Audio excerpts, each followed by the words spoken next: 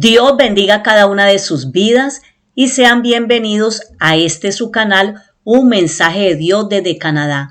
El tema de hoy es el milenio, renacimiento global.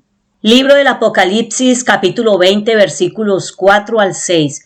Dice la Escritura: y vi tronos y se sentaron sobre ellos los que recibieron facultad de juzgar, y vi las almas de los decapitados por causa del testimonio de Jesús y por la palabra de Dios, los que no habían adorado a la bestia ni a su imagen, y que no recibieron la marca en sus frentes ni en sus manos, y vivieron y reinaron con Cristo 1000 años.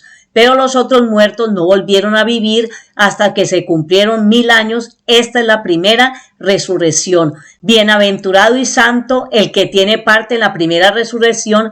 La segunda muerte no tiene potestad sobre estos, sino que serán sacerdotes de Dios y de Cristo y reinarán con él 1000 años. Doy gracias a Dios que me permite exponer el mensaje de su palabra y espero que sea de bendición para su vida. La Biblia habla del reino milenial de Cristo que se establecerá después del rapto de la iglesia, después de la larga tribulación de 7 años de gran tribulación en la tierra, después de la guerra del Armagedón y la resurrección de los santos. El propósito del reino milenial es establecer a Cristo como rey en Jerusalén, sentado en el trono de David, como dice Lucas capítulo 1, versículo 32 y 33. Y dice: este será grande y será llamado Hijo del Altísimo, y el Señor Dios le dará el trono de David su padre, y reinará sobre la casa de Jacob para siempre, y su reino no tendrá fin. Y el primer paso que el rey va a dar para establecer su reino en este mundo es el confinamiento de Satanás.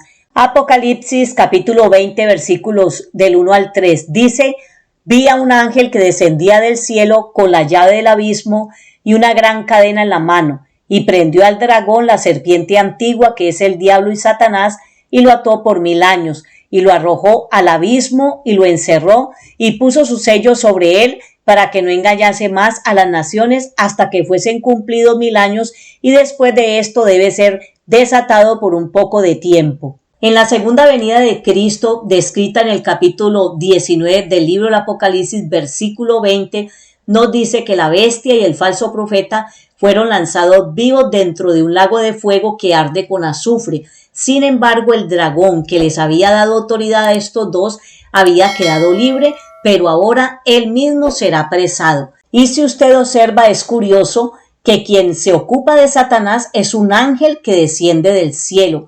Vi un ángel que descendía del cielo, dice Juan, y llama la atención lo fácil que le resulta a este ángel cumplir con la tarea asignada.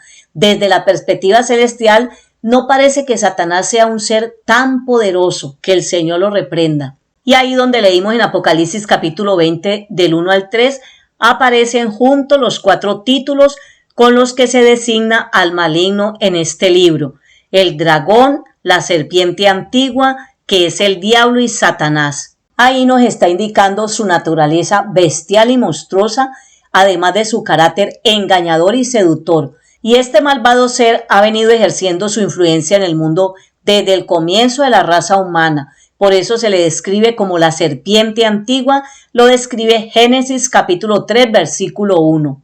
Entonces el Señor, cuando venga a establecer su reino, lo va a atar por 1000 años. Y a partir de ese momento ya no podrá operar más en los hijos de desobediencia, como dice Efesios capítulo 2 versículo 2. Tal como lo hace en la actualidad, no podrá hacerlo en aquel entonces. Por otro lado, no debemos olvidar que para este momento el Señor habrá destruido a los hombres rebeldes. Apocalipsis capítulo 19 versículos 11 al 21.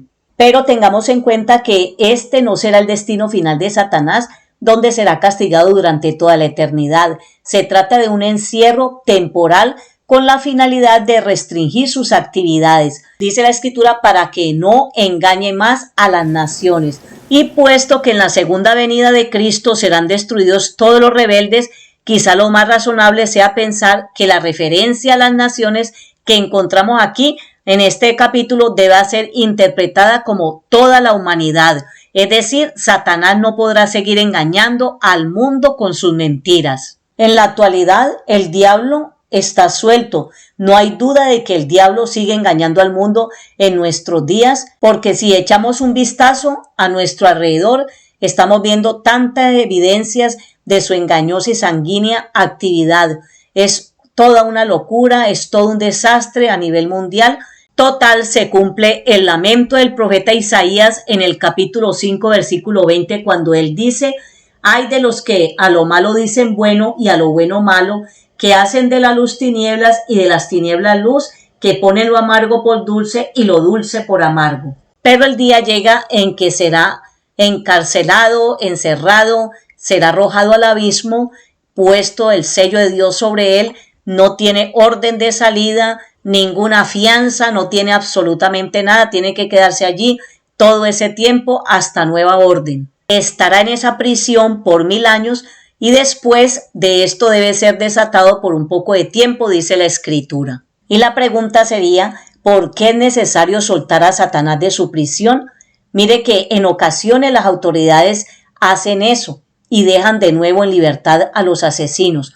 ¿Cuántas veces vemos que atrapan a un asesino, está en la cárcel y resulta de que de un momento a otro le sueltan, le dejan en libertad, siguiendo por el mismo camino, asesinando brutalmente a las personas? Entonces, ¿por qué va a dejar Dios en libertad a Satanás si sabe de antemano lo que va a hacer nuevamente? Bueno, pues la respuesta a esta interrogante la vamos a tener más adelante de este estudio.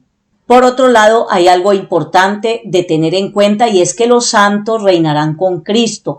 Apocalipsis capítulo 20 versículo 4 dice: y vi tronos y se sentaron sobre ellos los que recibieron facultad de juzgar, y vi las almas de los decapitados por causa del testimonio de Jesús y por la palabra de Dios, los que no habían adorado a la bestia ni a su imagen y que no recibieron la marca en sus frentes ni en sus manos, y vivieron y reinaron con Cristo 1000 años. Una vez que la bestia sea destruida, el reino será entregado al Hijo del Hombre, o sea, a Jesucristo, y a sus santos. Esto es lo que profetizó Daniel capítulo 7 versículo 22, hasta que vino el anciano de días y se dio el juicio a los santos del Altísimo, y llegó el tiempo y los santos recibieron el reino. Y la pregunta ahí sería, ¿quiénes serán estos que se sentarán para juzgar? Todo parece indicar que son los mártires de la gran tribulación que habían permanecido fieles y que fueron martirizados, porque Juan dice lo siguiente: vi las almas de los decapitados por causa del testimonio de Jesús y por la palabra de Dios, los que no habían adorado a la bestia ni a su imagen y que no recibieron la marca en sus frentes ni en sus manos. Ahí está. Por supuesto, esto no quiere decir que el resto de los creyentes no vayan a reinar con Cristo, porque eso lo vemos claro en otros pasajes como Daniel capítulo 7 versículo 27, Mateo capítulo 19 versículo 28, Primera carta de Corintios capítulo 6 versículo 2, Apocalipsis capítulo 2 versículo 26, Apocalipsis capítulo 3 versículo 21. Sin embargo, como viene siendo habitual en el libro del Apocalipsis, los mártires reciben aquí un trato de preferencia, seguramente con el fin de animar a los primeros lectores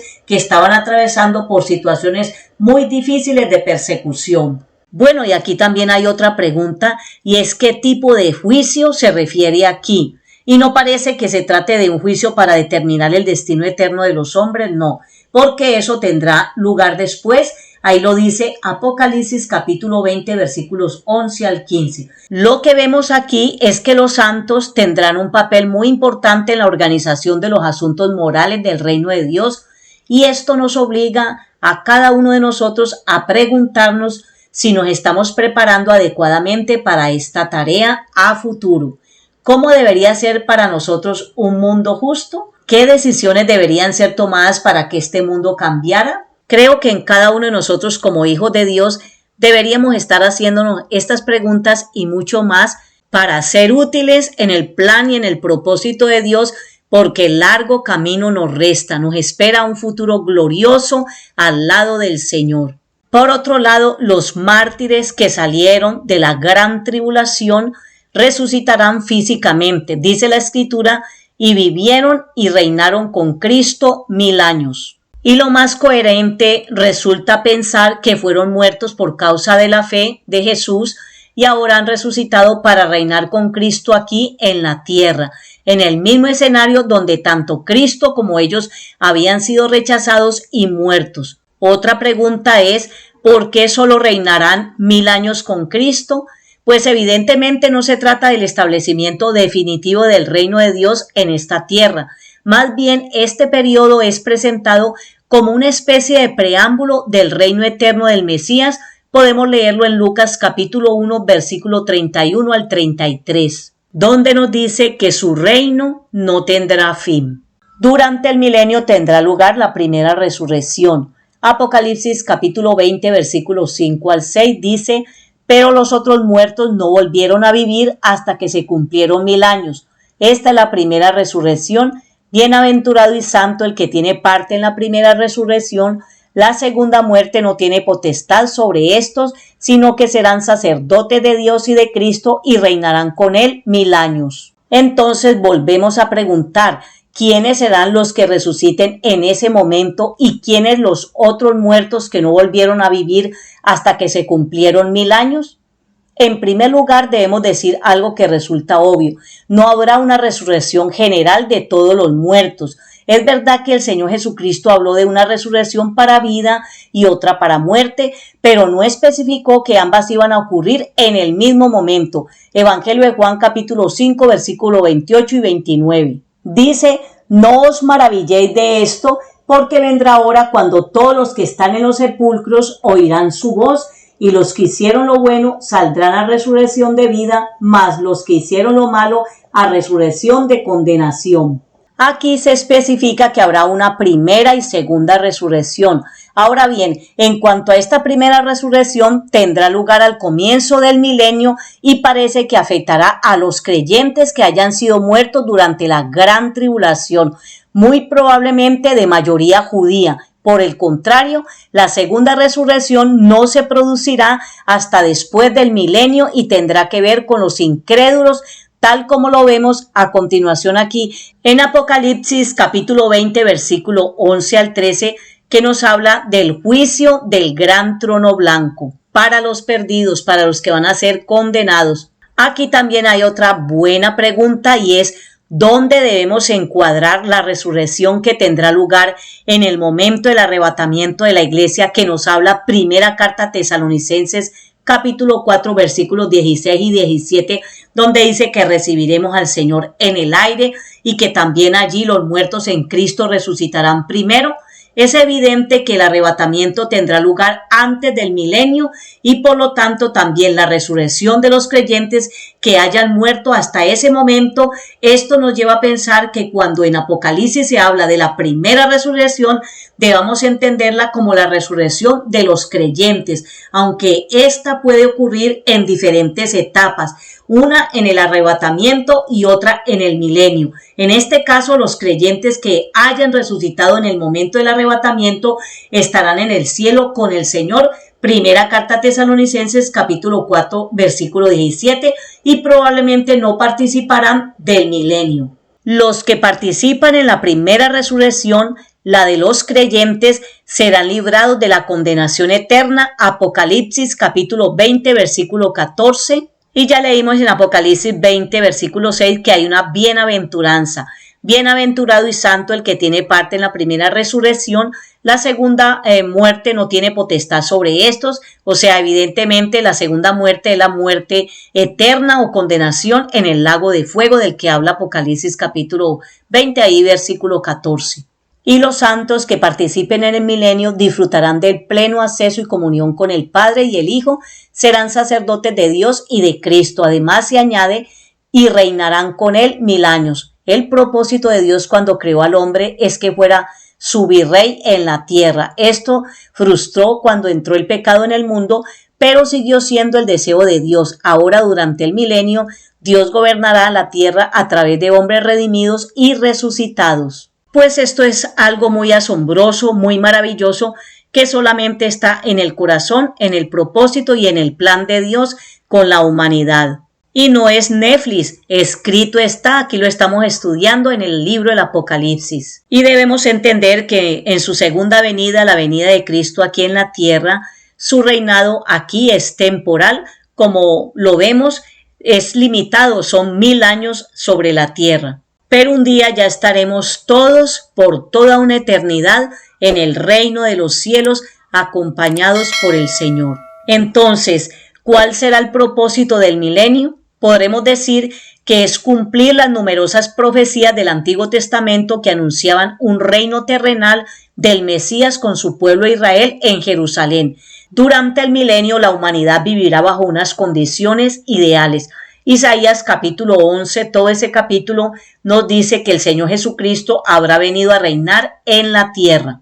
Ahí nos habla de cosas muy lindas, muy especiales en aquel tiempo. Nos dice que morará el lobo con el cordero y el leopardo con el cabrito se acostará, el becerro y el león y la bestia doméstica andarán juntos, un niño los pastoreará, la vaca y la osa pasarán, sus crías se echarán juntas, y el león como el buey comerá paja, y el niño de pecho jugará sobre la cueva del áspid, y el recién destetado extenderá su mano sobre la caverna de la víbora.